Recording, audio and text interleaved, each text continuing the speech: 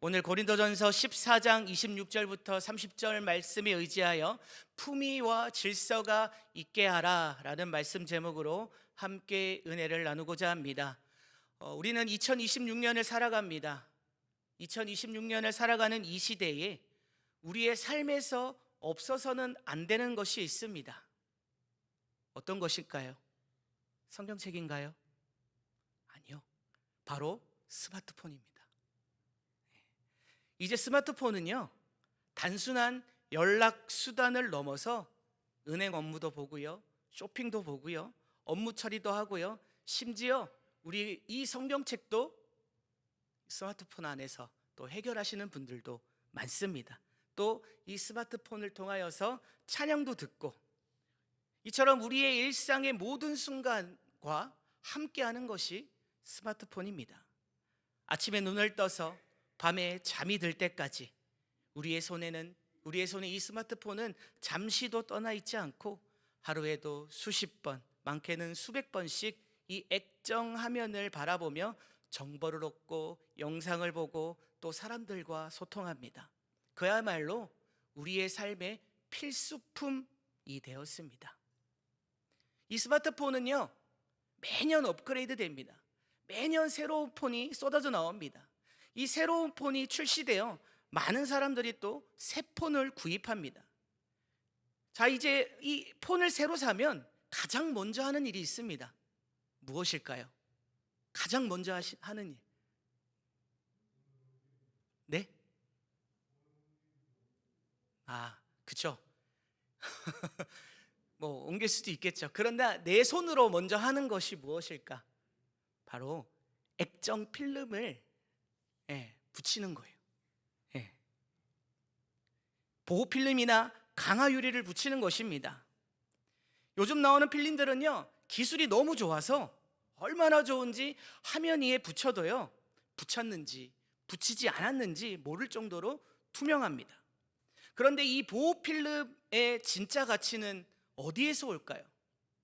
바로 자신을 드러내지 않는 것에 있습니다. 자, 보십시오. 여러분들 새 폰을 샀습니다. 사람들이 폰 새로 샀네? 새 폰 샀네? 라고 물어보지, 보호 필름 바꿨네? 라고 말하지 않습니다. 물어보지 않습니다. 그리고 필름이 깨져 바꿔도요, 다른 사람들은 별 관심이 없습니다. 새 폰이지 않은 이상. 이처럼 좋은 필름은요, 투명하게 제 몸을 숨겨서 사용자가 이 필름의 존재를 잊어버리게 만드는 것이 바로 필름입니다. 이 필름이 온전히 투명할 때에 사용자는 이 필름의 너머에 있는 화면의 이 선명한 색감과 아름다운 고화질 영상을 온전히 마주할 수 있게 됩니다. 자, 만약에요, 이 필름이 자기 존재를 드러내겠다고 얼룩을 만들거나 빛을 이상하게 반사하거나 한가운데에 커다란 로고를 박아 놓는다고 한다면 여러분들 어떻게 했습니까? 그대로 두시겠습니까? 그대로 사용하시겠습니까? 아니요. 화면을 볼 때마다 눈이 피로하고 방해가 될 것입니다. 아무리 비싸고 튼튼한 필름이라도 화면을 가리고 화면을 가리고 내가 이 스마트폰을 사용하는데 방해가 된다면 당장 떼어내 버릴 것입니다. 한낱 불량품에 불과하지요. 이처럼 필름은 오직 화면 뒤에 있는 내용을 선명하게 드러낼 때만 존재 의미가 있습니다. 사랑하는 성도 여러분, 우리가 드리는 이 예배도 보호 필름과 같습니다. 예배는 나라고 하는 필름을 자랑하는 자리가 아니라는 것입니다. 나의 열정, 나의 직분, 내가 드리는 예물이나 봉사의 헌신을 화면 전면에 내세워 하나님의 영광을 가리는 자리가 아니라는 거예요. 참된 예배는 나라는 필름이 말씀의 보혈로 깨끗해져서 완전히 투명해지는 자리입니다. 나의 생각과 고집, 세상의 자랑을 완전히 지어내어서 내 뒤에 계신 하나님의 살아계심과 그분의 영광이 드러날 때에 세상의 눈에 선명하게 드러나도록, 하나님의 영광이 드러나도록 통로가 되어주는 것입니다. 우리가 예배 자리에서 이 투명한 필름처럼 나를 감추고 낮출 때에 우리를 통하여서 하나님의 살아계심이 온 세상에 가장 선명하게 드러나는 줄 믿으시기를 간절히 축복합니다. 오늘 본문에 이 등장하는 고린도 교회는요, 하나님 앞에 모였습니다.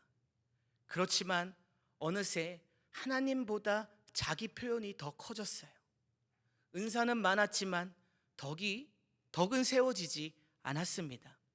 열심은 있었습니다. 하지만 예배는 흐트러졌습니다. 그래서 바울은 고린도전서 14장 20절에는 이렇게 말합니다. 지혜에는 장성한 사람이 되라. 그리고 40절 말씀에는 모든 것을 품위 있게 하고 질서 있게 하라고 말합니다. 사실 우리도 비슷합니다. 예배 자리에 나와서 마음은 여전히 분주합니다. 관계의 피로, 생활의 무게, 미래에 대한 불만, 쌓인 감정들 때문에 하나님보다 내 생각이 더 크게 들릴 때가 있어요. 말씀보다 내 기분이 앞서고 공동체보다 내 방식이 더 중요해질 때가 있습니다. 그럴 때 예배는 하나님을 드러내기보다는 나를 드러내는, 내 생각을 드러내는 시간이 되기 쉽습니다.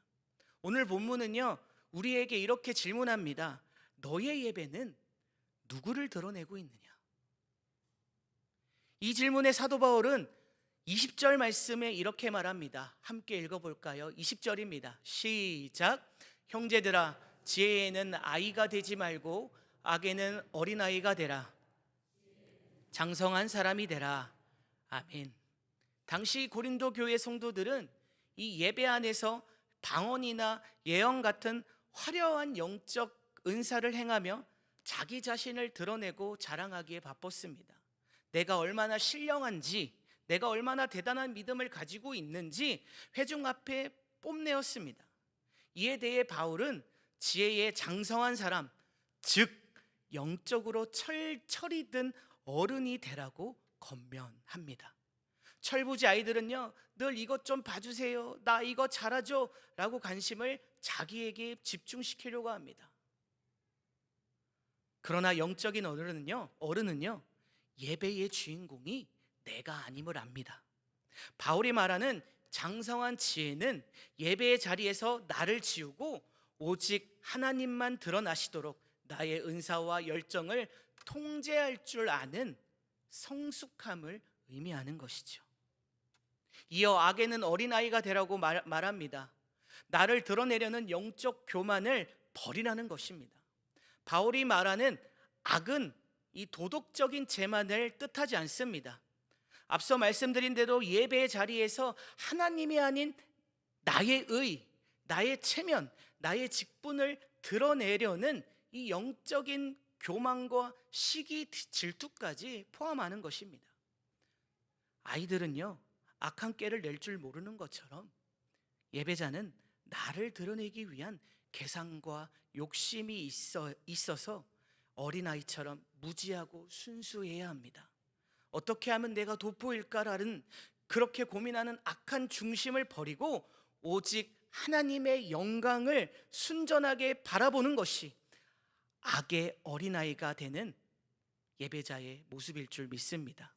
자, 그렇다면 너의 예배는 누구를 드러내고 있느냐라는 질문에 대한 사도 바울의 답변은 20절에 사도 바울의 20절의 답변은 이렇습니다. 언제까지 예배의 자리에서 아이처럼 내 자랑만 늘어놓으며 너를 드러내려고 하느냐? 이제 영적으로 장성한 어른이 되어라. 로마서 1장 1절 말씀에 보면 바울은 자신을 이렇게 소개합니다. 예수 그리스도의 종 바울은 사도로 부르심을 받아. 그리고 로마서 1장 6절의 말씀에 보면요, 너희도 그들 중에서 예수 그리스도의 것으로 부르심을 받은 자니라. 자, 로마서 1장 1절과 6절 말씀을 합하면 이렇습니다. 예수 그리스도의 종 바울이 사도의 부르심을 받은 같이 너희도 예수 그리스도의 부르심을 받은 자입니다. 자, 그렇다면 여러분들에게 질문합니다. 여러분들은 예수 그리스도의 부르심을 받으셨습니까? 받으셨습니까? 받으셨을 줄 믿습니다. 우리 역시 예수님의 부르심을 받은 자들입니다. 그렇기에 예수님을 닮아가는 삶을 살아가야 할 것입니다. 영적으로 장성한 어른이 되어야 합니다. 나를 내려놔야 합니다. 내 감정보다 말씀을 앞세우고 내 표현보다 하나님의 임재를 구해야 합니다. 이어 본문 26절에서는 바울이 예배의 실제에 대해서 이렇게 말합니다. 26절 말씀을 함께 읽어보도록 하겠습니다. 시작. 그런즉 형제들아 어찌할까? 너희가 모일 때에 각각 찬송시도 있으며 가르치는 말씀도 있으며 계시도 있으며 방언도 있으며 통역함도 있나니 모든 것을 덕을 세우기 위하여 하라. 초대교회 예배는 역동적이었습니다. 찬송도 있고 가르침도 있고 계시도 있고 방언도 있고 통역도 있었습니다. 다양한 참여가 있었고 다양한 은사가 움직였습니다. 그러나 바울은 기준을 주죠. 곧바로 기준을 세웁니다. 어떻게 해요? 20절 말씀 한 번만 더 띄워주시겠어요? 26절. 네, 빨간 글씨 어떻게 되어 있나요? 모든 것을 덕을 세우기 위하여 하라. 그렇습니다. 모든 것을 덕을 세우기 위하여 하라. 이것이 본문의 핵심이자 팩트입니다. 예배에서 중요한 것은 무엇을 하느냐보다 그것이 교회를 세우느냐라는 것입니다. 그래서 바울은 27절부터 30절까지 차례대로 이렇게 말합니다. 함께 처음부터 끝까지 한번 쭉 읽어보겠습니다. 27절부터 30절까지 시작. 만일 누가 방언으로 말하거든 두 사람이나 많아야 세 사람이 차례로 따라하고 한 사람이 통역할 것이요 만일 통역하는 자가 없으면 교회에서는 잠잠하고 자기와 하나님께 말할 것이요 예언하는 자는 둘이나 셋이나 말하고 다른 이들은 분별할 것이요 만일 곁에 앉아있는 다른 이에게 계시가 있으면 먼저 하던 자는 잠잠할지니라. 아멘.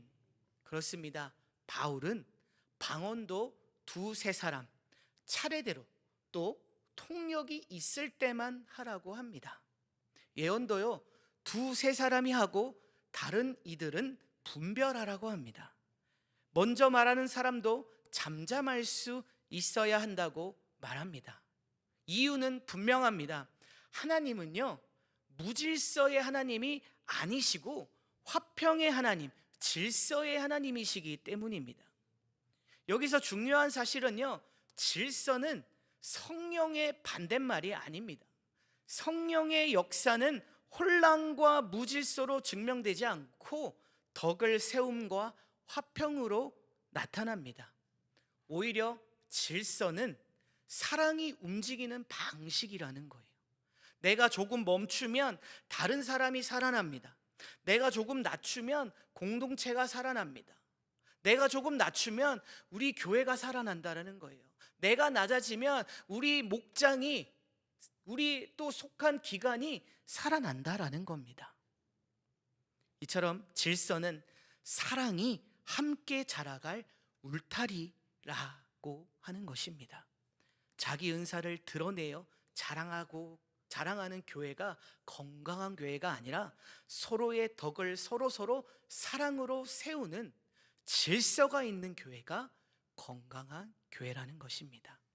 예수님을 한번 생각해 보십시오. 예수님은요 자기 권리를 끝까지 주장하지 않으셨습니다.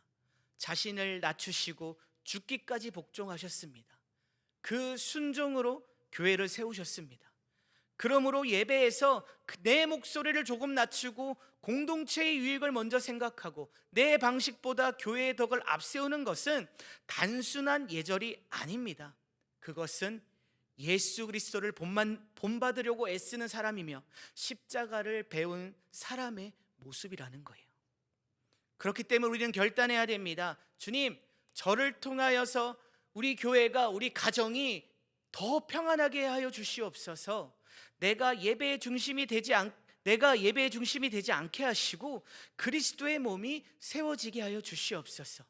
말할 때나 기다릴 때도 잠잠할 때도 교회의 덕을 먼저 구하고 하나님의 말씀을 가지고 품위와 질서로 살아가게 하여 주시옵소서.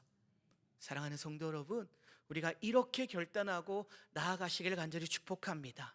그리하여서 새롭게 변화되고 우리와 함께 하시는 임마누엘의 하나님의 은혜를 충만하게 경험하며 나아가시는 우리 사랑하는 서대전 성결교회 성도 모두가 되시기를 주님의 이름으로 간절히 축복합니다.